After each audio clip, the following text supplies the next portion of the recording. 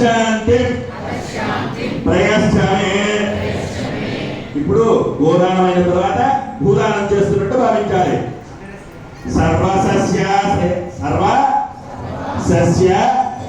శ్రేయ భూమి వరాహేణ సముద్రుత యస్మాదస్య ప్రధానేన అపశాంతి ప్రయశ్చమే. భూదానం అయిన తర్వాత హిరణ్యదానం చేస్తున్నట్టు భావించాలి. హిరణ్యం అంటే బంగారం, స్వామివారికి బంగారం అన్నాం. హిరణ్య గర్భస్థం హేమబీజం విభావసో అనంత పుణ్యవలలో అనశాంతి ప్రయశ్చమే.